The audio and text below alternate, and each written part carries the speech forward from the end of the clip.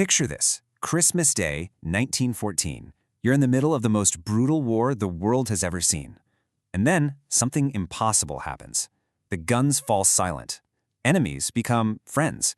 In this explainer, we are digging into the incredible, true story of the Christmas truce.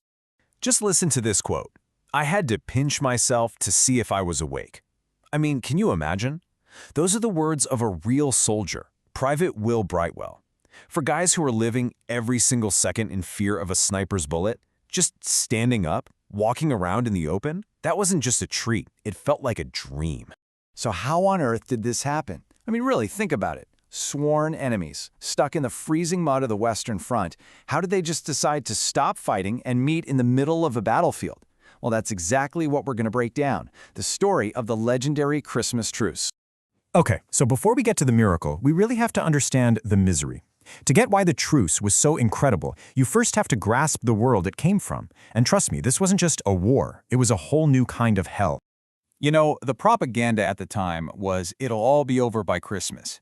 Millions of guys signed up thinking it was going to be this grand, short adventure. But by December, just 5 months in, oh, that optimism was long gone. It was dead and buried in the frozen mud of the Western Front. So, what went wrong? Well, the idea of a quick, moving war, that fell apart almost instantly. The German advance was stopped dead in its tracks. So what did both sides do? They started digging. And this race to the sea, as they called it, wasn't about a big breakthrough. Nope. It just created this huge, unbroken scar of trenches all the way across Europe, locking the two armies in this deadly embrace. And life in those trenches was just grim, a brutal routine. Let's even talk about the food.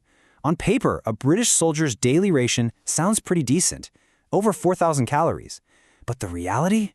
Oh man, it was a totally mind-numbing diet of preserved meat, what they called bully beef, and biscuits that were basically rocks. And you ate that day after day after day. And this quote right here, it just perfectly captures how the men felt about it.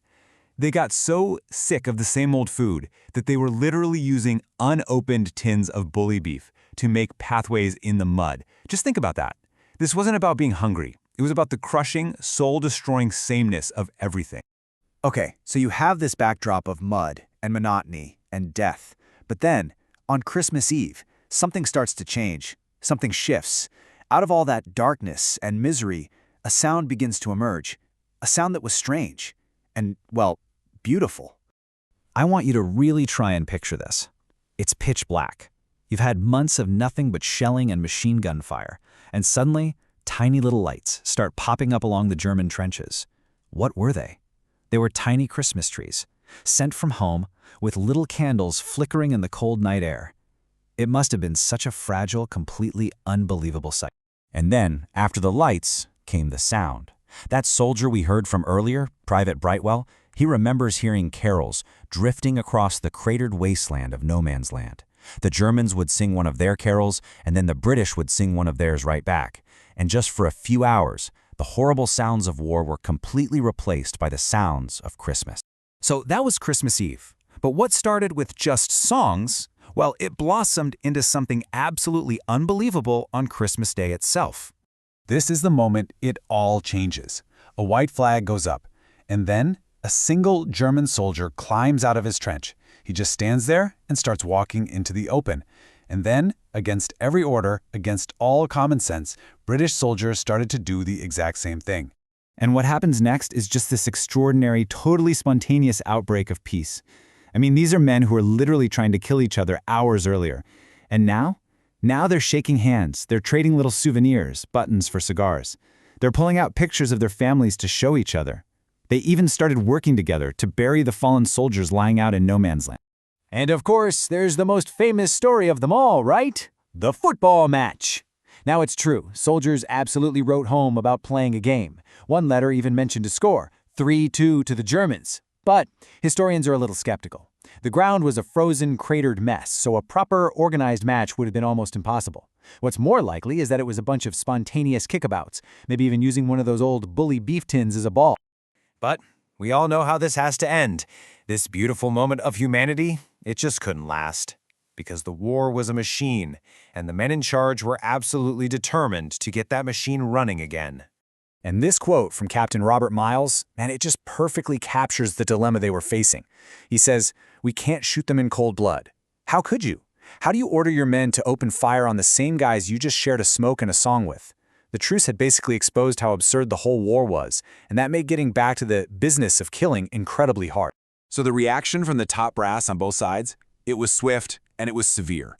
They were terrified, absolutely terrified, that this little outbreak of friendship would completely destroy the will to fight. So strict orders came down, no fraternization. The Germans even warned it would be punished as treason. And just to make absolutely sure it never, ever happened again, on Christmas Day in 1915, they ordered artillery barrages all day long. So yeah, the truce was crushed. It was a one-time thing. But why are we still talking about it? Why?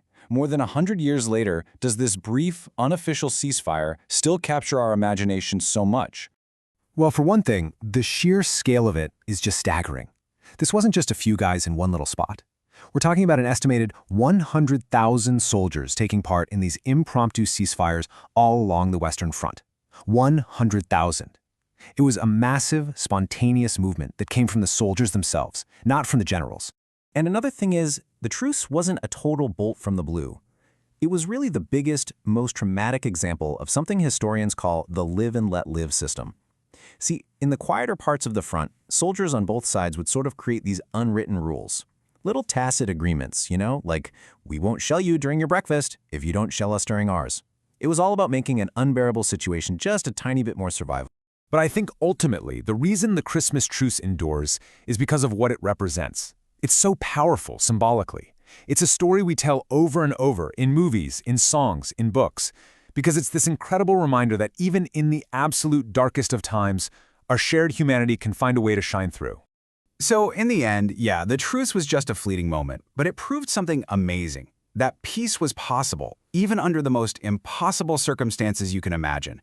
And that really leaves us with a question for our own time, doesn't it? In a world still full of conflict, what does it take for that same shared humanity to break through today?